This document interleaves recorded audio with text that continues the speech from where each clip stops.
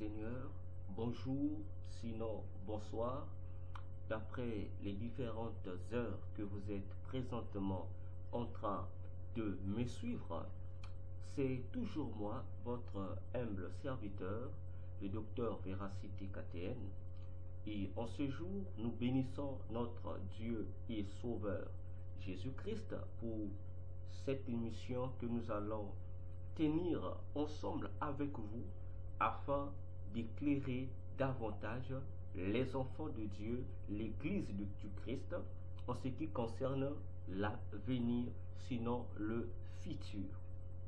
Alors, nous allons poursuivre avec notre étude prophétique à propos de l'Église future face à la crise spirituelle du passé.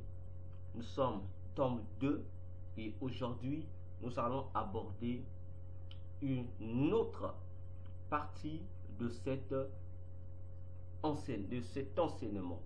C'est pourquoi de là où vous êtes, inclinons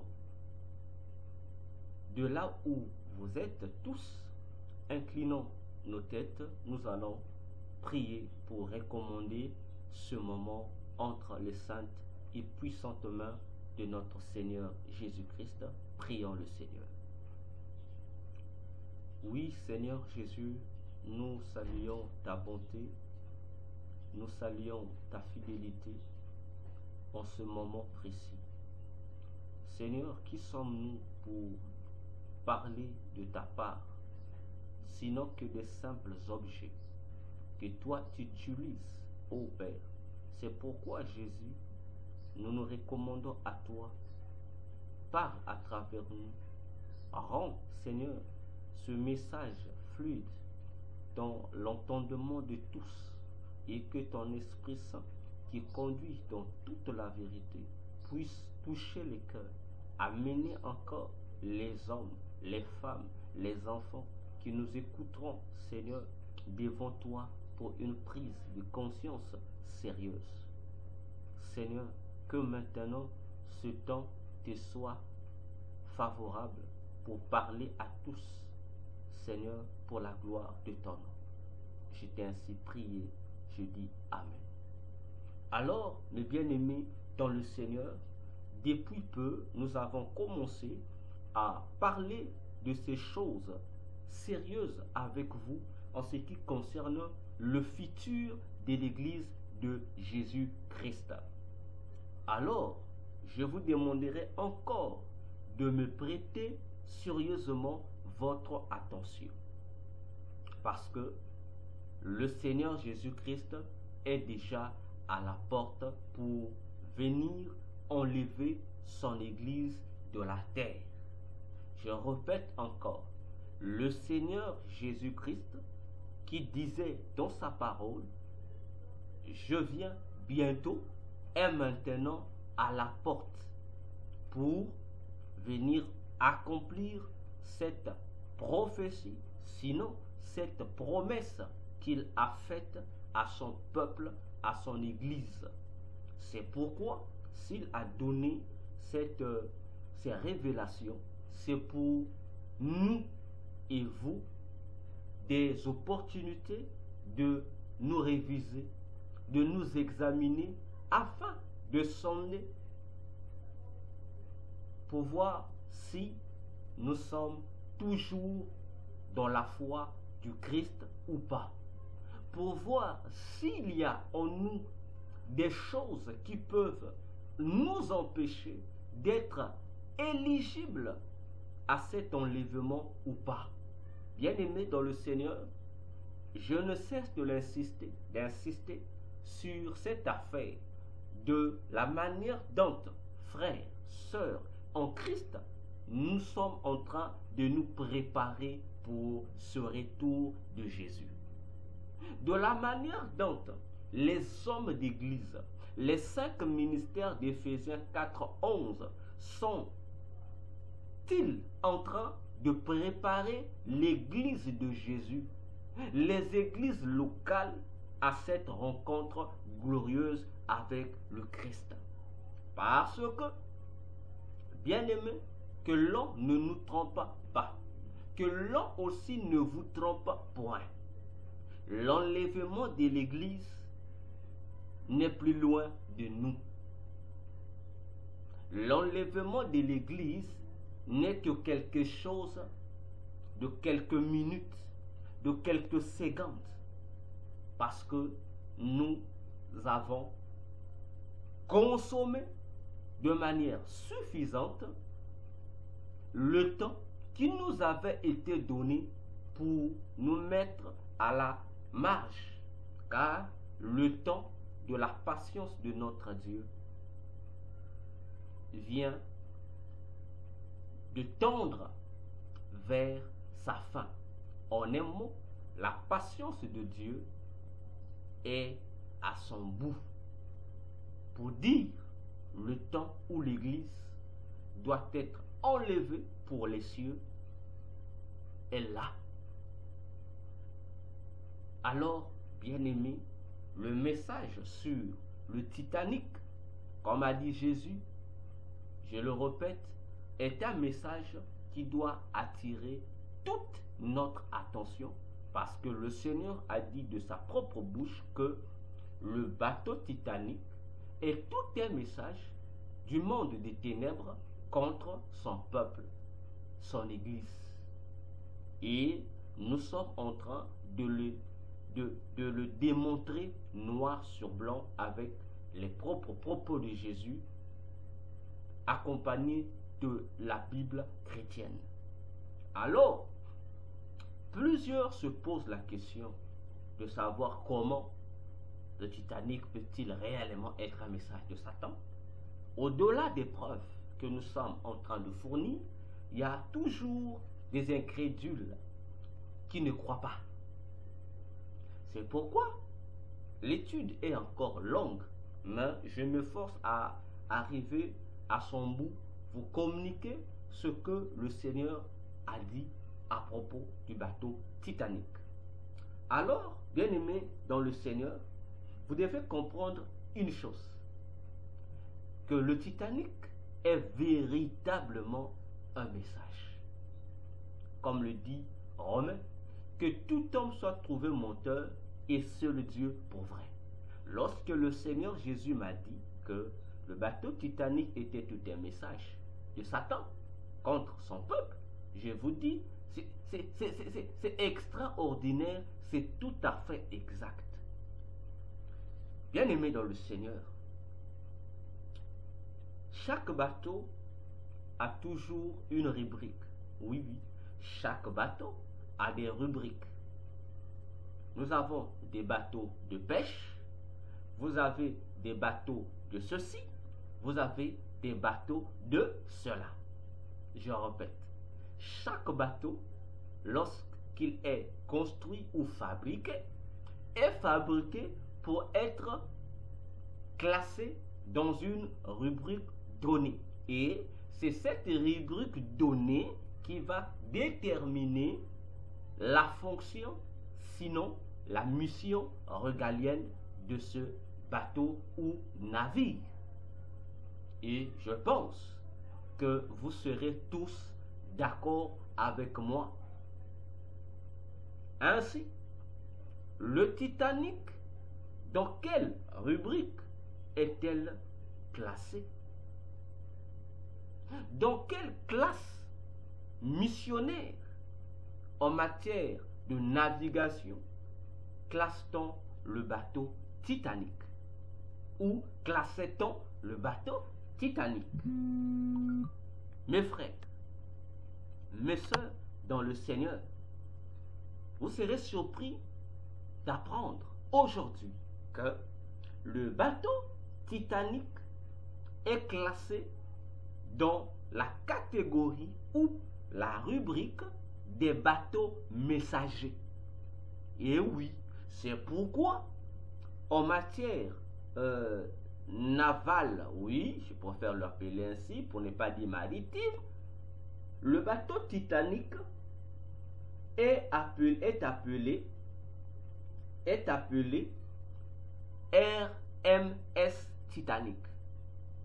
Ah oui, lorsque vous voyez le bateau Titanic, il contient certains, je peux appeler ça, un sigle qui l'accompagne. Donc, ce sigle est RMS. Donc, RMS, après vient le nom Titanic. Attention, les choses deviennent sérieuses ici. Vous avez RMS, après vient le nom Titanic. Alors, demandez aux experts en matière de bateau, que veut dire ce RMS? Vous comprendrez que ce sigle est là le label qui laisse découvrir la catégorie, sinon la rubrique dans laquelle appartient le bateau Titanic. Alors, ce sigle RMS signifie ceci. Le R signifie royal. En anglais, hein, bien sûr, signifie royal. Et le M signifie mail. Le M signifie mail. Et le S signifie ship. Je répète, le sigle RMS qui précède le nom Titanic veut dire Royal Mail Ship. Voyez-vous, Royal Mail Ship, qui signifie en français navire postal royal. En français, cette expression ou ce terme signifie navire postal royal.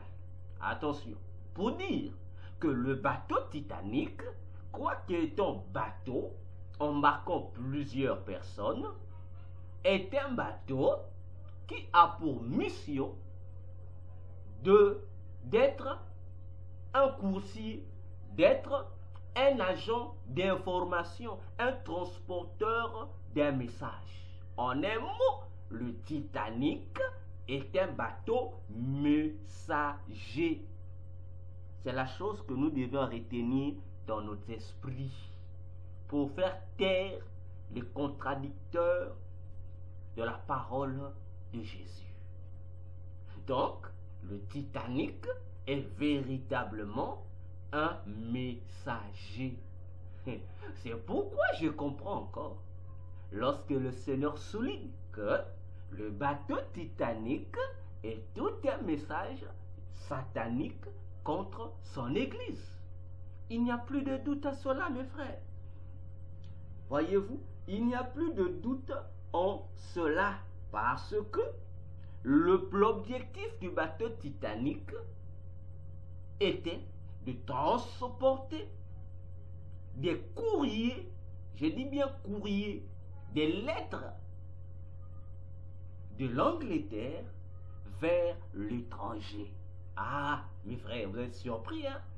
Vous êtes surpris avec toutes les informations consignées dans le Titanic, qui est vu comme étant un bateau de passagers. Mais en réalité, le Titanic n'est pas un bateau des messagers, des usagers ou de tout ce monde-là. Non, c'est un bateau destiné à transporter des courriers. Ah, attention. Attention, le diable sait embellir ses activités sous des couvertures diverses. À la vue, on a l'impression que le Titanic sert à transporter des gens ou des marchandises. Alors qu'en réalité, ce n'est ni des gens, ni des marchandises comme telles, mais des courriers. Donc, le Titanic joue le même rôle que nos agences postales. Le Titanic joue le même rôle que nos boîtes postales. En un mot, s'il faut que je dise le Titanic est, est une boîte postale. Le Titanic est un messager qui doit transmettre un courrier d'un point donné vers un autre point. Attention. Alors, attention, on dit que ce n'est pas n'importe quel transporteur, mais le Titanic, c'est un bateau transporteur des messages d'un roi. C'est ce que veut dire RMS. Voyez-vous, le sigle qui accompagne le nom Titanic. Donc, le Titanic est bel et bien un bateau royal destiné à transmettre des messages royaux vers l'étranger. Et si le Seigneur Jésus nous dit que le Titanic, c'est un message de Satan contre son Église, cela veut dire que le Titanic n'est rien d'autre que un coursier qui transmet le message de son roi, qui est Lucifer, Satan, le prince ou le roi des démons, n'est-ce pas? Alors, mes frères, mes sœurs, nous devions faire très attention avec les choses de Dieu. Il ne faut pas s'amuser avec mes frères. Il faut vraiment faire attention parce que le Seigneur Jésus, lorsqu'il révèle les choses, il ne parle pas en vain. Je vous assure, il ne parle pas en vain.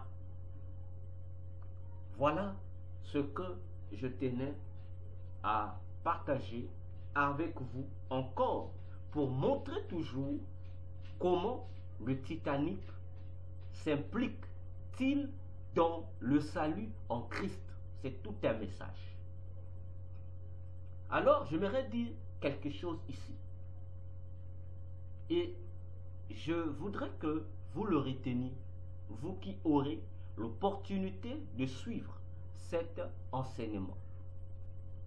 Si le Titanic est un coursier de Satan, pourtant, le Titanic n'existe plus comme tel.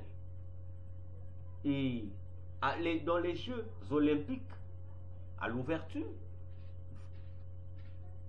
le Titanic est revenu. Mais les gens n'ont point prêté d'attention parce que les gens ont été aveuglés par l'embellissement du message du retour du Titanic. Et dans les émissions précédentes, j'ai pris le soin de l'expliquer et de le démontrer à tous. Alors, je voudrais que vous reteniez ceci. Je dis bien, je m'adresse aux enfants de Dieu et à quiconque écoutera ce message. À tous, à nous tous, à vous tous, de retenir que un nouvel épisode du Titanic sera présenté au monde entier. J'insiste et je répète. Un nouvel épisode de l'histoire du Titanic sera ressuscité et présenté au monde entier. Pourquoi? C'est pour renforcer le message caché du monde des ténèbres à l'intérieur de ce bateau. Et lorsque vous verrez ce nouvel épisode du Titanic faire surface, apparaître au visage du monde entier, je voudrais que vous fassiez attention, que vous puissiez encore prendre ne fût-ce qu'une minute pour examiner votre état d'âme vis-à-vis de la parole de Dieu contenue dans la Bible, pour examiner si vous êtes prêt, si vous êtes prête pour embarqué avec Jésus. Parce que cette nouvelle apparition du Titanic à la face mondiale sera un indice de plus pour Dieu de sensibiliser plutôt davantage son peuple pour dire, mais voilà, je suis à quelques pas de vous pour enlever mon église. Je répète encore, d'ici peu, je le dis, d'ici peu, l'humanité sera surprise. L'humanité sera surprise de voir ressurgir l'histoire du Titanic. Et sa mise en place court déjà, je crois, est presque à la fin. Où on va vous ramener l'histoire du Titanic, mais avec une nouvelle facette. Et cette nouvelle facette va impliquer, bien aimé, le renforcement des stratégies du monde des ténèbres pour nuire tant aux enfants de Dieu qu'à l'humanité tout entière. Parce que nous connaissons que l'histoire du Titanic était passée, ça fait des années. Mais on va ramener ça, on va le renouveler, mais avec une nouvelle forme. Mais ça gardera une entité toujours. Ça sera le Titanic que vous connaissez. Mais à l'intérieur, il y aura une nouvelle histoire qui sera réécrite à propos du Titanic. Et cette réécriture de l'histoire du Titanic va insérer, je vous informe déjà, va insérer quoi? La nécromancie, c'est-à-dire l'union entre les morts et les vivants. Autrement dit, les gens morts lors de la noyade du Titanic seront encore mis en valeur. On va les ramener à la vie. On va créer des astuces comme ça qu'ils n'étaient pas morts, soit ils étaient morts, on les a réanimés. On va inventer ce genre d'astuces simplement pour faire revivre les principaux personnages du Titanic. J'insiste et je répète. Ça veut dire quoi? Lorsqu'ils vont faire la résurrection de certains cadavres du Titanic, cela veut dire qu'ils vont déjà préparer l'humanité à cohabiter de manière drastique avec les morts. Mais l'humanité ne comprendra pas ce message. Je vous assure, je sais ce que je dis, je sais ce que je suis en train de voir. J'ouvre une parenthèse pour finir. L'histoire du Titanic a été reprise dans un film qu'on appelait le Titanic. À l'intérieur du film, les personnages principaux ont été un homme et une femme, une histoire d'amour, n'est-ce pas? Entre un certain Jack et une certaine Rose, n'est-ce pas? Pensez-vous que ces deux personnages, Jack et Rose, ont été placés à la devanture de l'histoire, en tête de page de l'histoire, faisant l'histoire en vain ou pour amuser les spectateurs? Mes frères, ouvrons les yeux. Le personnage Jack est un message codé du monde des ténèbres. Le personnage Rose est également un message codé pour le monde des ténèbres. Parce que la fusion de Jack et de Rose doivent entraîner la noyade du Titanic, n'est-ce pas?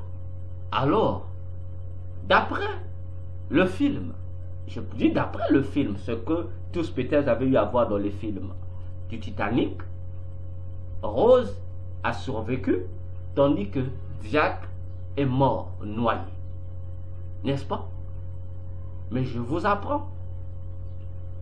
Dans les jours futurs, Diac sera ressuscité. Ah oui, Diac sera ressuscité. Le mort va revenir. Mais pourquoi revenir? Cela doit vous rappeler, hein? Ah frère. L'Apocalypse, par exemple, le livre de l'Apocalypse dit que l'Antichrist, il viendra en tant qu'un roi nouveau. Toutefois, il fait aussi partie des rois qui ont régné dans le passé.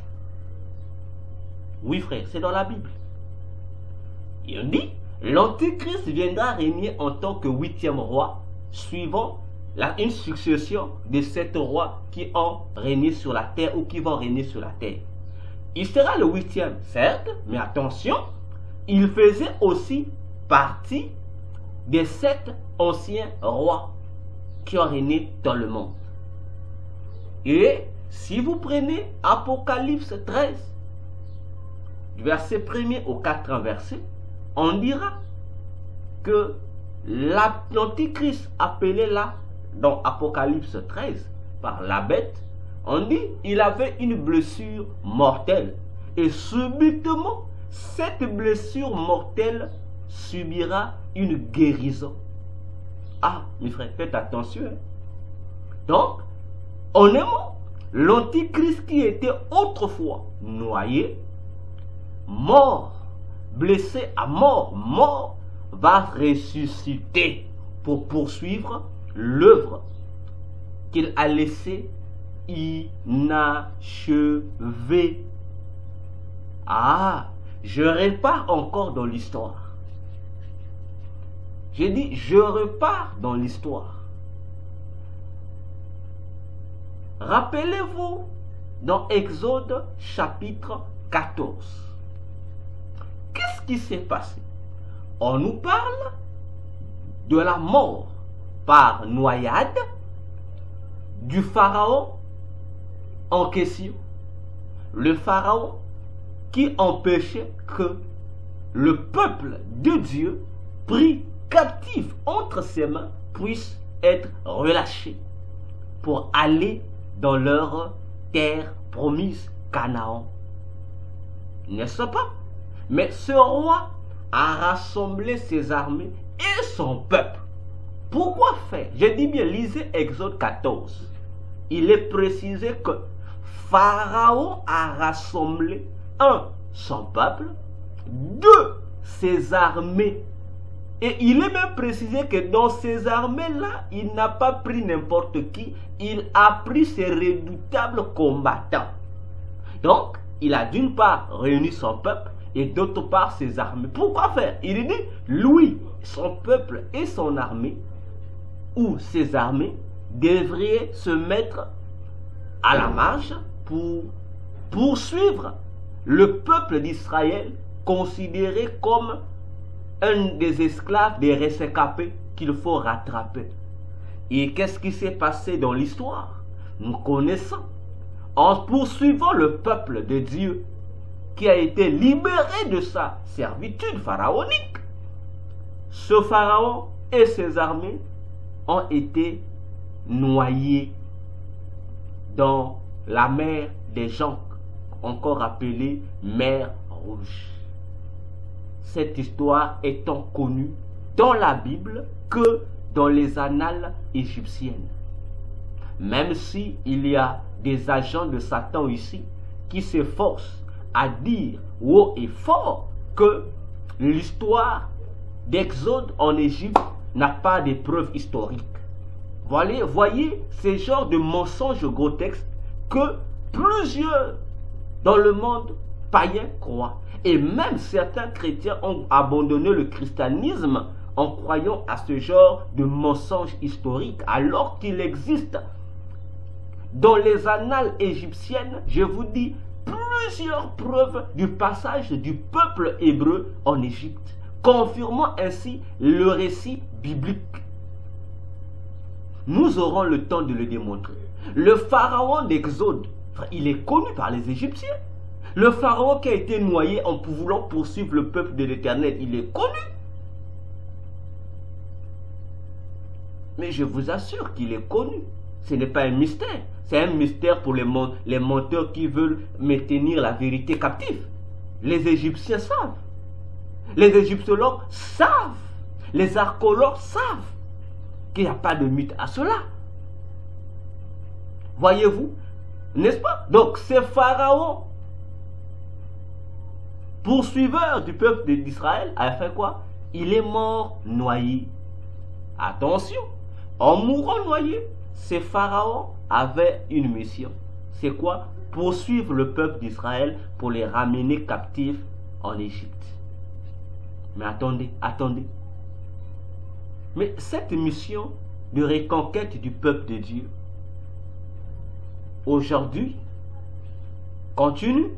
C'est pourquoi vous allez remarquer que la grande puissance qui gère le monde aujourd'hui, que nous appelons les États-Unis d'Amérique, parmi ces emblèmes, il y a un emblème emblématique, permettez-moi la tautologie, qui détermine la présence de cette grande puissance, les USA. C'est quoi? C'est la pyramide à l'œil qui voit tout, encore appelée pyramide maçonnique ou pyramide illuminatique. Vous connaissez cette pyramide qui a un œil à son sommet. Ah, vous n'avez jamais posé la question? Qu'est-ce que l'œil là fait? Cet œil-là, qu'est-ce que ça fait? Si vous parcourez toutes les pyramides égyptiennes, vous ne trouverez aucune pyramide égyptienne comportant ou incrustée d'un œil à son sommet. Ça n'existe pas. Je dis ça n'existe pas. Mais cette pyramide qui a l'œil sur son sommet, on dit bien que c'est une pyramide égyptienne qui existe en Égypte, qu'on appelle la pyramide de Khéops, n'est-ce pas? Mais attention. Mais comment? Dans sa représentativité mondiale, cette pyramide comporte un œil. Mais à qui appartient cet œil? Ah oui. Parce que cet œil-là détermine la continuité jusqu'à nos jours de la mission de ce pharaon noyé. Laquelle mission? La poursuite du peuple de Dieu pour les ramener en captivité pharaonique. On dit pyramide de Khéops. Attendez, nous savons que les Égyptiens de l'époque de l'Exode biblique, la plupart d'entre eux étaient noirs. Je ne rentre pas dans les débats. Il y a eu des Égyptiens, des pharaons noirs, il y a eu aussi des pharaons blancs. Alors, ce pharaon noyé était égyptien. Honnêtement, par rapport à aujourd'hui, il est classé dans le continent africain. J'insiste et je précise ce que je suis en train de dire. Je dis, le pharaon noyé, l'événement s'est passé en Afrique. Donc, c'est un roi africain qui a voulu reconquérir le peuple détruit de l'Éternel. Ainsi, ce pharaon-là, il est mort. C'était un Égyptien. On est mort, un Africain. Attention, le nom Khéops, pyramide de Khéops, c'est cette pyramide qui est devenue l'emblème mondial du monde des ténèbres pour représenter la gouvernance de Satan sur le plan politique. Alors, pourquoi n'a-t-on pas pris d'autres pyramides? Pourtant, il y a les pyramides bâties par le pharaon Djoser qui existent. Il y a plusieurs pyramides en Égypte. Mais pourquoi seulement avoir choisi la pyramide du pharaon Khéops comme emblème de ce satanisme politique mondial? C'est parce que le nom Khéops va de pair avec les intentions de cette mission satanique de poursuivre Israël pour le ramener dans la captivité pharaonique. Et oui, Khéops veut dire chaos. Le nom Khéops veut littéralement dire, étymologiquement dire, chaos. Or, rappelez-vous que la pyramide de Khéops, c'est-à-dire la pyramide à l'œil qui voit tout, vise quoi? N'est-ce pas le chaos? Et c'est dit, sur le plan politique, c'est dit, c'est le chaos pour établir l'ordre. N'est-ce pas? Donc, Satan ne fait rien pour rien. Alors, la pyramide de Khéops, l'œil qu'on met là, c'est l'œil de qui? Bon, j'écoute, même certains ex-satanistes, j'écoute, que ce soit du niveau des pasteurs, de certains ex-satanistes ou de certains chercheurs spirituels. On nous dit que c'est l'œil de Satan. Donc, l'œil de la pyramide là, il est dit que c'est l'œil de Satan. Et moi, je vous dis non, c'est pas l'œil de Satan. Soyons sérieux. Je dis c'est pas l'œil de Satan. Voilà, qu'on apprenne à bien mettre les points sur les i. C'est vrai que cet œil représente Satan, c'est vrai, mais cet œil, c'est pas l'œil de Satan. L'œil que nous voyons sur la pyramide illuminatique ou maçonnique ou égyptienne, c'est l'œil de Troubi du premier ministre politique de Satan qu'on appelle Belzéboul. Donc l'œil là qui fait la ronde du monde aujourd'hui dans le domaine des confréries mystiques et autres, c'est l'œil du premier ministre du gouvernement politique de Satan qu'on appelle Belzéboul. C'est l'œil de Belzéboul. Donc c'est pas l'œil du diable proprement dit, non. C'est l'œil du premier ministre politique de Satan. En un mot, c'est-à-dire, cet œil-là, c'est l'œil du chef du gouvernement de Satan qui est le démon Belzéboul. C'est lui. Parce que le démon Belzéboul, c'est lui qui gère le gouvernement de Satan. C'est son œil. Donc, l'œil là montre la gestion politique mondiale de Satan au canal de son premier ministre qui est Belzéboul. C'est pourquoi la présence de cet œil-là est un message pour Satan à travers ses agents qui sont dans le monde. Pour dire quoi? La mission de cette pyramide à l'œil qui voit tout, c'est quoi? C'est de contrôler le peuple de Dieu, pas les païens. Hein? Cet œil-là vise le contrôle du peuple de Dieu à travers le monde. Et ce contrôle-là a pour mission de tout faire pour ramener les enfants de Dieu, l'Église, les chrétiens qui portent l'effigie de Dieu aujourd'hui en Égypte. Voilà l'objectif de la valorisation de cette pyramide à l'œil qui voit tout. C'est pour reprendre ou faire la continuité de la mission du pharaon d'Exode 14 qui a été noyé.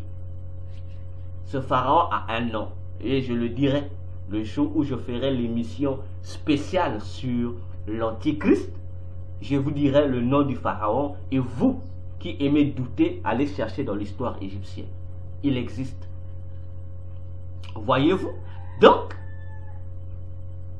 l'œil là fait la continuité. En fait, dans l'œil là, il y a l'esprit de Belzéboul qui fait la continuité de la mission ratée du pharaon noyé d'Exode 14. J'ouvre encore une parenthèse. Pour ceux qui suivent le dessin animé Kirikou, vous allez voir que dans le dessin animé Kirikou, on présente Kirikou comme étant le sauveur et l'ennemi du village, c'est une certaine femme envoûtée, possédée par une puissance maléfique qui fait d'elle Caraba la sorcière. N'est-ce pas? Mais attendez, le palais de Caraba la sorcière était contrôlé par qui? Était contrôlé par un fétiche. N'est-ce pas? Quel est ce fétiche? C'est une caméra qui se tenait sur le toit de la maison de Caraba qui contrôlait tout le village. Donc il contrôlait tout l'étendue du village avec ses deux yeux. Demandez, suivez le dessin animé de Kirikou et demandez comment appelle-t-on ce fétiche qui contrôlait le village avec ses deux yeux. C'est le même message que le diable nous communique dans le dessin animé Kirikou et la sorcière. Et les parents chrétiens surtout aiment ça, les dessins animés. Et comme je l'ai toujours dit, tout dessin animé n'est pas bon à présenter à vos enfants. Parce qu'on vous présente, voyez, l'histoire de Kirikou, c'est l'histoire des enfants sorciers qui naissent, qui sont initiés sorciers depuis le ventre de leur mère. Ah oui, si vous ne savez pas demander aux ex-occultistes qui sont à côté de vous, ils vous le diront. Mais vous appréciez Kirikou, ça veut dire que vous appréciez aussi que vos enfants soient initiés dans la sorcellerie dès leur bas âge. Je ferme la parenthèse. Pour dire quoi? La résurrection des acteurs principaux du Titanic, Jack, il va revenir. Il était mort. Mais on va créer une astuce, tout comme le pharaon d'Exode 14, il va revenir à la vie. Tout comme Apocalypse dit, l'Antichrist qui faisait partie des anciens rois qui sont morts, mais il va réapparaître en tant que le 8e roi. Donc, il sera ressuscité. Attention, bien-aimés, avec les messages que Jésus ne cesse de communiquer au travers de notre modeste personne. Que celui qui a des oreilles pour entendre, entende. Que celui aussi qui n'a pas des oreilles, ça le regarde. Mais moi je vous dis, préparons-nous pour le retour de Jésus, parce que Jésus-Christ, notre Dieu, notre Sauveur, est déjà à la porte. Que le Seigneur Jésus vous bénisse.